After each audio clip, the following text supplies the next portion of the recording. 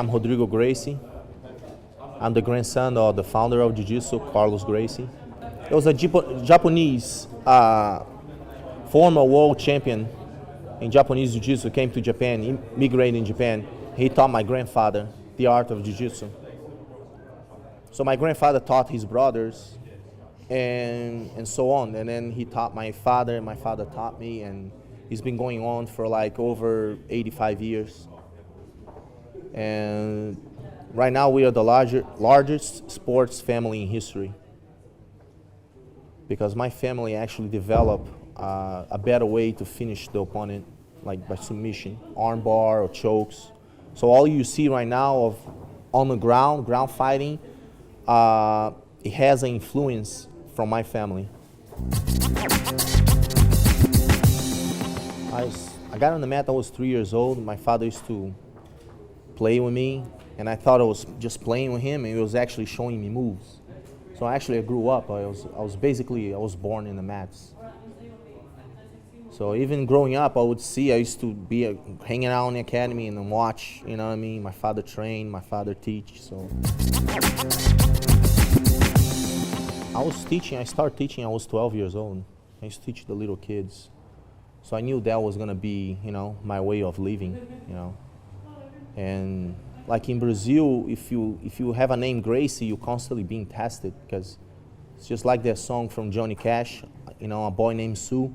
I don't know if you heard. You gotta be tough, because constantly people associate Gracie with fighting, and they will ask me right away, do you know how to fight? So when I was growing up as a kid, as a teenager, I was always constantly tested, by people. So I always had to train hard. So I knew it, at some point I would, fight professionally, and teach full time. So last name Gracie, they used to, oh, you're Gracie, you know how to fight. What do you got? So you had to beat them up, So in school, me and my brother always have problems with fighting. Like I got expelled from 3 schools for fighting, you know what I mean? So. And my father, the cool thing is, my father was okay with it. Oh, what happened? You got expelled? Yeah, I just got in a fight and told the director, the principal to fuck off, So he said, yeah, all right, cool. Because he happened to him the same, He said, what you going through, I'm going through too. Because when I was your age, they used to pick on me because I was a Gracie. They wanted to test me. So every time that I fought, the principal always automatically thought it was our fault, that we used to pick up the fights, and it was the other way around. We don't deal with bullies, Every time we get bullying around, we'll beat the, And sometimes we're even a much bigger kid, and choke them out, and people freak out, things like that. But my father was cool with it, Sometimes I used to beat him, sometimes he used to beat me. I remember one time we fought for the whole day, and my mother was so pissed. And my father came home, and she said, I can't stand those boys. They've been fighting, all day long. So my father put us in an office room, right, and sat down on the table, And he said, now just go and fight. I want to see you guys go at it, and we'll start fighting. We fought for so long that after a while I got so tired. He got so tired we were spitting each other's face, and my father said, yeah, that's it, no more. But we used to fight other people too together, But yeah, basically we grew up fighting. Fighting, like in our family, fighting wasn't a big deal. It wasn't a big deal. I get, a black eye or or hurt. Fighting. It was my father never, because it's the way we are. They're gonna have to do everything. They're gonna have to train everything. To be able, because the sport definitely evolved. Because it's not like before, the people didn't know the ground game. Now people know the ground game. So you have to do everything. You have to train takedowns, you have to train jiu-jitsu, you have to train, Muay Thai, boxing. You gotta cross training, and it's important. You gotta know how to put it together. That's the most important thing, is put it together. I do, in the States, I do Muay Thai, I do kickboxing, I do wrestling, and I've been doing kickboxing and Muay Thai for a couple of years. And jiu-jitsu is like my second nature.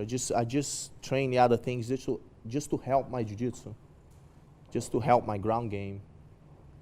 But like I said, nowadays, if you want to be, you want to keep up to date with the fighters that are out there, you got to do everything.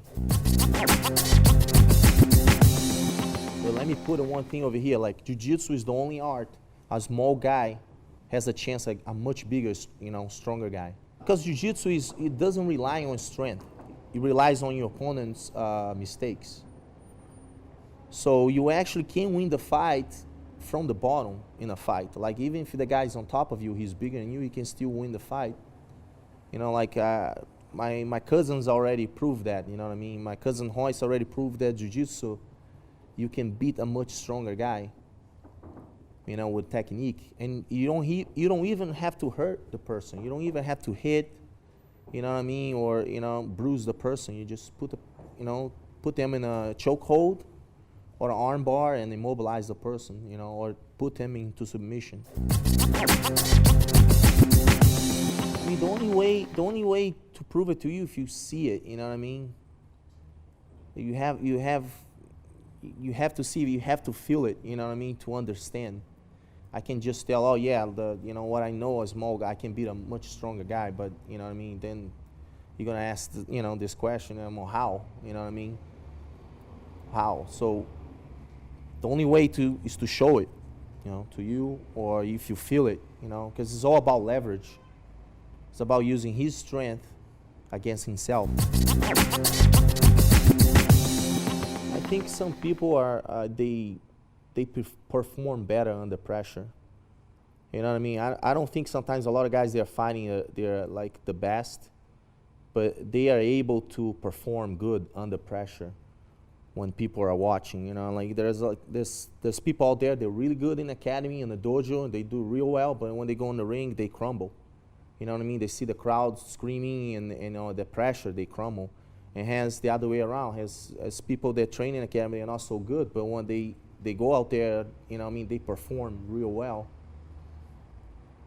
So it depends on how is also your skills, your stamina, your conditioning, and also your mind, you know what I mean? So how you focus on the ring, you know what I mean? Because sometimes all their crowd, all their all the pressure, sometimes people lose it, and all their training they've been doing in academy, they just can't perform well. I try to think that is another sparring session.